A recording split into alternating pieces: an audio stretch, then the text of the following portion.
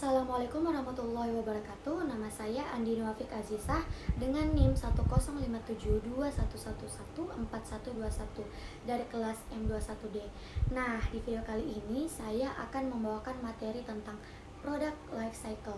Nah, apa sih product life cycle itu atau PLC? Oke, product life cycle atau PLC atau siklus hidup produk merujuk pada konsep yang menggambarkan tahap-tahap perkembangan dan penjualan suatu produk sejak diperkenalkan ke pasar hingga akhirnya ditarik dari pasar. Konsep ini digunakan dalam pemasaran dan manajemen produk untuk memahami dan mengelola strategi yang sesuai dengan setiap tahap siklus hidup produk. Nah, terdapat 5 tahap dalam siklus hidup produk. Yang pertama, pengenalan atau introduction. Pada tahap ini, produk baru diperkenalkan ke pasar. Penjualan biasanya rendah karena kesadaran konsumen terhadap produk tersebut masih terbatas. Perusahaan harus melakukan investasi besar dalam penelitian dan pengembangan, serta pemasaran untuk membangun kesadaran dan minat konsumen. Yang kedua, pertumbuhan atau growth. Pada tahap ini, produk mulai mendapatkan pengakuan dan diterima oleh pasar. Penjualan meningkat dengan cepat dan persaingan juga bisa meningkat. Perusahaan perlu fokus pada memperluas pangsa pasar dan meningkatkan kesetiaan konsumen dengan strategi pasar yang efektif. Yang ketiga, kematangan atau maturity. Tahap kematangan ditandai dengan stabilnya pertumbuhan penjualan. Pada tahap ini, pasar telah jenuh dan persaingan sangat ketat. Perusahaan perlu berfokus pada mempertahankan pangsa pasar dengan strategi diferensiasi produk, peningkatan efisiensi operasional, atau penetrasi pasar baru. Yang keempat, penurunan atau decline. Tahap ini ditandai dengan penurunan penjualan karena pergeseran tren, kejenuhan pasar, atau kemunculan produk pengganti yang lebih baik. Perusahaan dapat mengambil langkah-langkah seperti mengurangi biaya produksi, melakukan diversifikasi produk, atau mempertimbangkan penghentian produk. Yang kelima, penghentian atau discontinuation. Pada tahap ini, produk dihentikan dan ditarik dari pasar. Hal ini bisa terjadi jika produk tidak lagi menguntungkan atau tidak memiliki permintaan yang cukup. Perusahaan kemungkinan akan beralih ke produk baru atau menggantikan produk yang telah dihentikan. Penting untuk dicatat bahwa durasi setiap tahap dalam siklus hidup produk dapat bervariasi tergantung pada industri, tren, pasar, dan faktor-faktor lainnya. Penting bagi perusahaan untuk memahami siklus hidup produk agar dapat mengelola produk secara efektif, melakukan inovasi, dan mengambil keputusan yang tepat dalam pemasaran dan pengembangan produk. Selanjutnya, studi kasus. Jadi saya mengambil contoh teh botol sosro yang mengalami product life cycle. Untuk kemunculan desain botol pertama adalah pada tahun 1970 dan desain botol tidak berubah lebih dari 2 tahun. Desainnya seperti ini. Untuk desain botol kedua yaitu pada tahun 1972 juga bertahan sampai dengan 2 tahun. Desainnya seperti ini. Dan pada tahun 1974 dengan didirikan PT Sinar Sosro di kawasan Ujung Menteng, desain botol teh botol sosro berubah dan bertahan sampai sekarang, dan desainnya seperti ini. Pabrik tersebut merupakan pabrik teh siap minum dalam kemasan botol pertama di Indonesia dan pertama di dunia. PT Sinar Sosro dibangun oleh 3 generasi, dimulai dari generasi pertama sebagai perintis yakni Sosro Jojo yang membangun bisnisnya pertama kali dengan lokasi pemasaran berkisar di daerah sekitar Slawi dan Tegal, Jawa Tengah. Pada masa-masa awal peluncurannya, teh botol Sosro tidak banyak dilirik oleh konsumen. Mereka justru menganggap aneh produk ini karena kemasan botol dan penyajian dinginnya. Namun, Sosro tidak patah arang. Perusahaan ini terus mengedukasi pasarnya melalui iklan-iklan di berbagai media dan promosi-promosi on the spot. Perlahan tapi pasti, produk teh botol Sosro mulai mendapatkan tempat di hati konsumen Indonesia.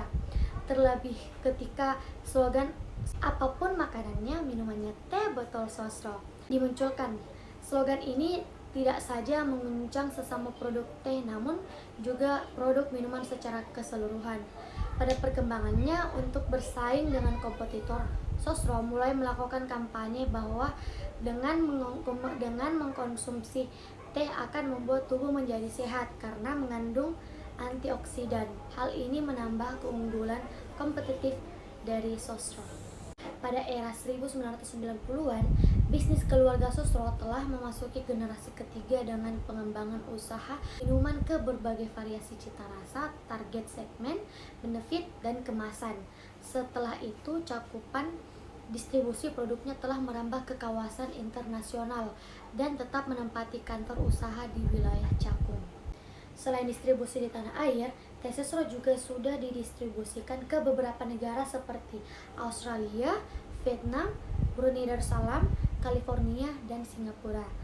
Dengan banyaknya konsumen dan meningkatnya pangsa pasar yang didapatnya, banyak sekali perusahaan yang tergiur untuk meluncurkan produk teh. Dengan semakin bermunculan produk teh lainnya serta semakin banyaknya pesaing, PT Sinar Sosro melakukan berbagai macam inovasi dengan meluncurkan less sugar yang rendah kalori dan dimaksudkan untuk para penderita diabetes dan sebagainya, serta berbagai macam bentuk kemasan, yaitu ada kemasan botol beling volume 220 ml, kemasan kotak Tetra Pak volume 200 ml, 250 ml, 330 ml, dan 1 liter.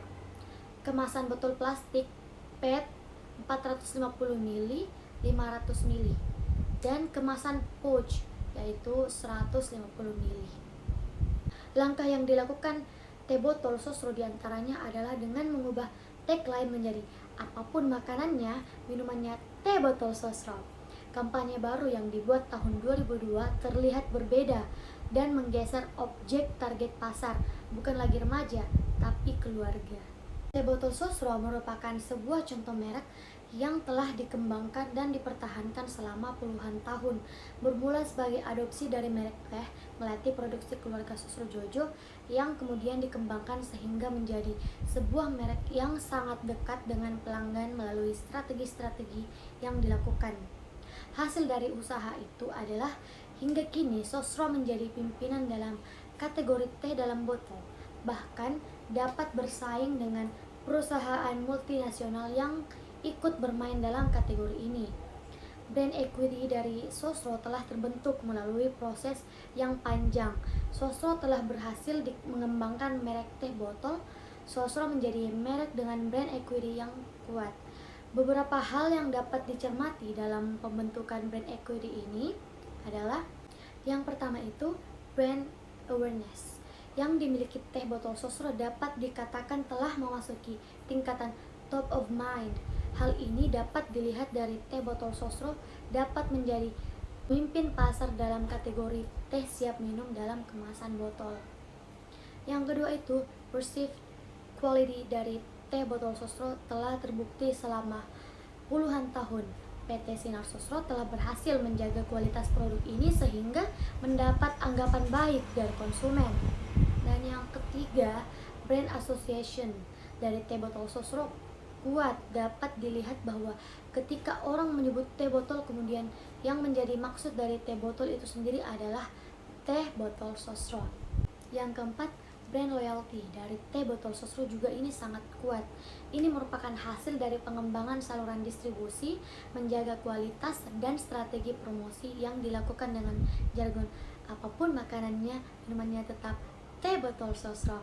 Hasil dari brand equity yang kuat ini telah dirasakan oleh Sosro, yaitu memudahkan PT Sinar Sosro untuk melakukan pengembangan pasar, seperti misalnya dengan mengenalkan produk fruit tea untuk kalangan muda dan tips untuk konsumsi minum berkarbonasi. Selain itu, PT Sinar Sosro juga menikmati profit margin yang lebih besar yang terlihat dari profit margin antara agen dan distributornya.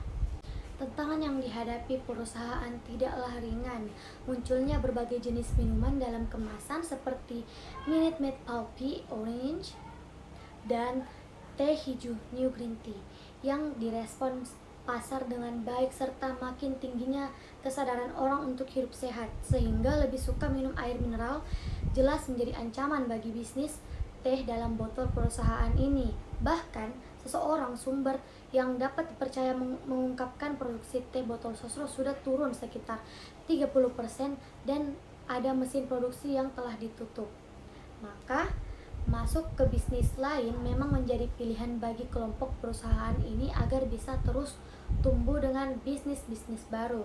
Seperti diketahui seorang putri bungsu dari pendiri PT Sinar Sosro yaitu Ibu Sukawati yang mengelola PT Rexo National Food yang mengakuisisi MC di Indonesia. Bisnis tersebut bisa disinergikan misalnya dengan menjadikan teh botol sosro sebagai minuman wajib di gerai MCD yang dikelola Rexo National Food. Strategi pemasaran sosro saat ini cenderung pada penguasaan channel. Sosro misalnya menjalin kerjasama dengan resto dan food court untuk penjualan produknya.